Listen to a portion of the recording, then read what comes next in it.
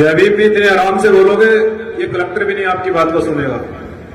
विडंबना यही है, साहब काशीराम जी यही कहते थे कि मैं अपने सोए हुए समाज को जगाना चाहता हूं और ये समाज हाथी जैसा है, जिस दिन ये जाग गया समझो मनवादी उस दिन देश से भाग गया।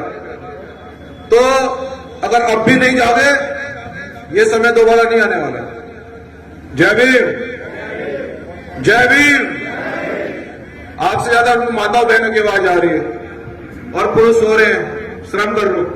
जय भीम, जय भीम, जय भीम, जय भीम। बहुत बहुत धन्यवाद। सर्वप्रथम करुणा के महासागर तथागत गौतम बुद्ध जी, सतगुरु रविदास जी महाराज, सतगुरु महर्षि वाल्मीकि जी महाराज और भारतीय संविधान निर्माता परम पूजनीय बोधिसत्व बाबा साहब डॉक्टर अंबेडकर और बहुजन नायक मान्यवर साहब काशीराम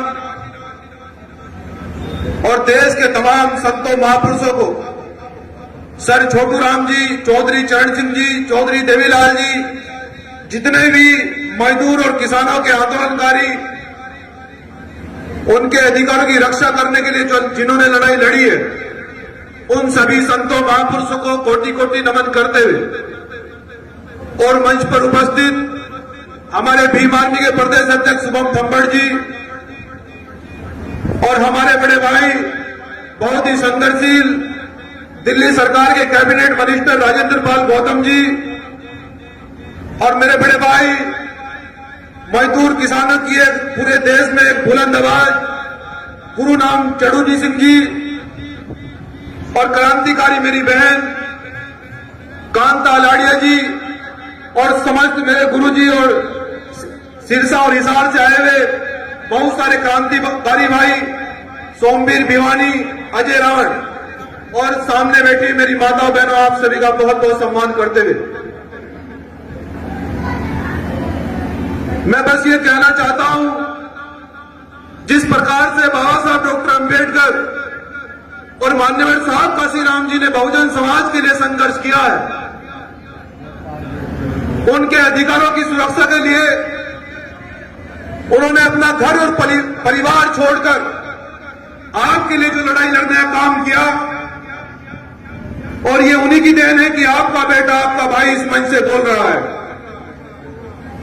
लेकिन बहुत बड़ी विडंबना समाज के अंदर ये रही, बहुजन समाज के लोगों, कि हम न तो बाबा साहब डॉक्टर अंबेडकर को समझ पाए, न मान्यवर साहब काशीराम जी को समझ पाए, न बहुजन संतों महापुरुषों को समझ पाए। हम मनवादी रास्तों पर चलकर, मैं ये जानता हूं क्योंकि किसान यूनियन के राष्ट्रीय अध्यक्ष जी बैठे हैं कि मैं एक मजदूर वर्ग से आता हूं और मैं उस कौम का नेतृत्व कर रहा हूं जिस कौम में 95% मजदूर वर्ग है।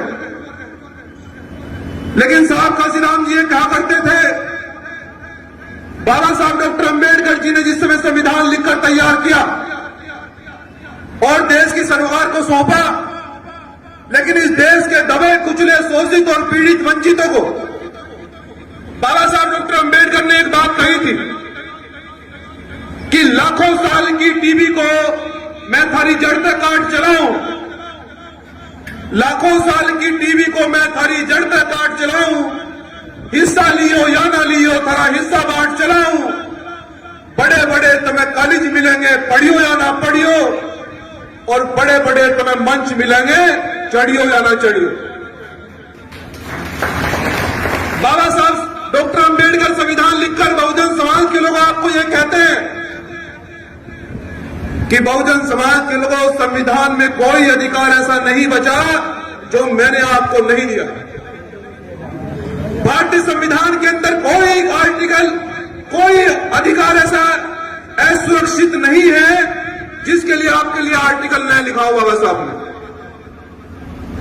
चाहे देश की राजनीति के खिलाफ बाबा साहब को बगावत करनी पड़ी हो, चाहे वो आरक्षण का मुद्दा हो, चाहे वो हिंदू कोड बिल हो, चाहे वो पुनः पैक्ट समझौता समझौता हो, जितना भी बाबा साहब से हुआ उन्होंने किया, लेकिन उसका परिणाम यह हुआ कि कोई अधिकार बहुजन समाज के लोग ऐसा नहीं बचा जिसको आपको न मिला हो। आज जिस उपलक्ष्य में यह मीटिंग रखी गई है कि यहां हमारे संतों महापुरुषों की समाधि को उखाड़कर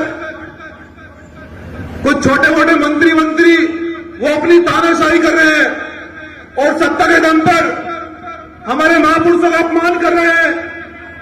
मैं उनको यह कहना चाहता हूं, हम लोग संविधान को मानने वाले लोग हैं। बाबा साहब डॉक्टर अंबेडकर जी ने हमें संविधान दिया है और संवैधानिक लड़ाई ये जहां तक भी लड़ी जाएगी हम लोग लड़ेंगे।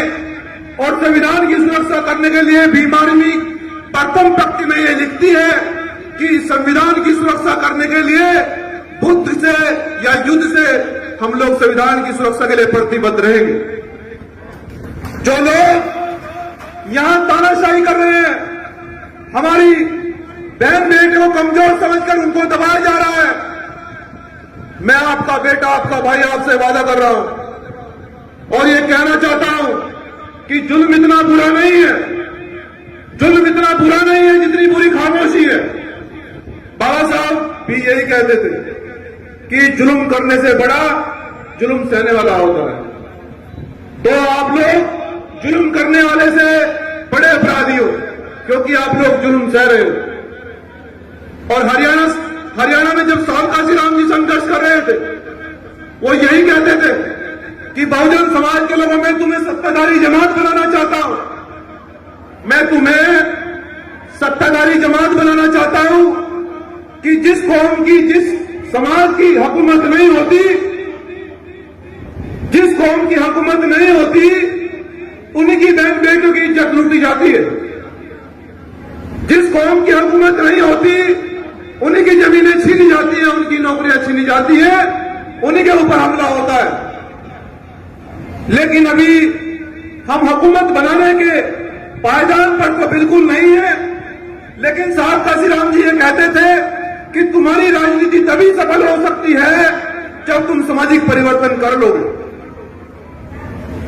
यदि आज भी बहुजन समाज के साथ में अत्याचार हो रहा है तो ये सामाजिक परिवर्तन नहीं है, और जब तक सामाजिक परिवर्तन नहीं होगा तो राजनीतिक परिवर्तन असंभव है। अगर आप लोग सामाजिक परिवर्तन करना चाहते हो, भीम आर्मी के माध्यम से हम लोगों ने आरक्षण और जमीन की लड़ाई को जो पूरे देश के अंदर छेड़ा है, अभी बड़े भाई माननीय मंत्री जी से भी मेरी वार्ता हो रही थी, मैंने उनको कहा कि साहब ये सब चीजें तो चल रही हैं, लोग नेता भी बनते रहेंगे, एमपी एमएलए निकलते रहेंगे। साहब काशीराम जी ने भी यही कहा कि एक दो एमपी एमएलए बनने से कुछ भला नहीं होने वाला, लेकिन इसकी आर्थिक बेड़ियों को कैसे तोड़ा जाए, यह आर्थिक गुलाम बनकर बैठा है। जब तक आर्थिक बेड़ियां नहीं टूटेगी तो सामाजिक बेड़ियां नहीं टूटेगी। इसलिए आप लोगों के लिए आरक्षण और जमीन का आंदोलन छेड़कर हम ये चाहते हैं कि आपको आपकी जमीनों को, आपके आरक्षण को घर घर वापस लौटाया जाए। और आरक्षण और जमीन कोई भीख नहीं है। साहब काशीराम जी आर्टिकल 16 कै में और ख में और ग में यह सुरक्षित लिखते हैं कि कोई देश के अंदर भूमि वंचित नहीं रहेगा। देश के अंदर किसान आंदोलन चला, मेरे बड़े भाई गुरु राम सिंह चढ़ूनी जी बैठे हैं, जब जब उन्होंने अपने छोटे भाई को पुकारा, पूछ लीजिए मैं चला आया, और आगे भी जब जब मेरे भाई मुझे पुकारेंगे, जहां आपका पसीना गिरेगा मैं वहां खून देने का काम करूंगा। ये मैं आपसे वादा कर रहा हूं आज हरियाणा की धरती पर, क्योंकि यह लड़ाई अधिकारों की है और मेरी ईमानदारी से आप लोग भली भाली परिचित हैं। मैं एमपी एमएलए नहीं बनना चाहता। बहुत सारे लोग ये कहते हैं कि मंजीत घोटियाल पूरे देश में बहुत चर्चित चेहरा है और उसकी बहुत सारे राज्यों में बहुत अच्छी पकड़ है, हम उससे बात करके किसी भी स्टेट में अपनी सरकार बनवा सकते हैं।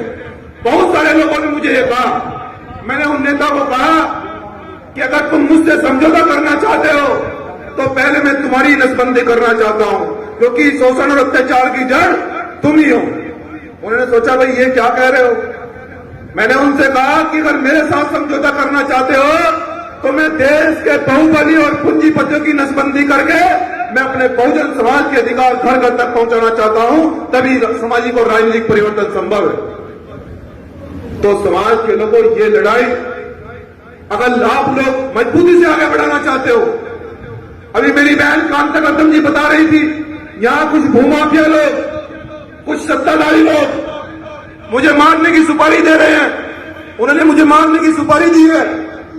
मैं बहन आपसे वादा कर रहा हूं, उनको ये बता देना कि ये सुपारी, ये गुटखा, ये दिलबाग हमारी फैक्ट्री में तैयार होता है, औकात में रहे, वरना जिस दिन ये जट निकल गए उस दिन 2 अप्रैल का आंदोलन याद है सबको। और एक बात बहुजन समाज के लोगों स्पेशल रूप से याद रखना, ये लड़ाई हथियारों से नहीं लड़ी जा सकती। लड़ाई कभी हथियारों से नहीं जीती जा सकती। हमारे महापुरुषों ने, हमारे रहबरों ने हमें देश के अंदर सबसे बड़ा ग्रंथ संविधान दिया है। संविधान से बड़ा कुछ नहीं हो सकता।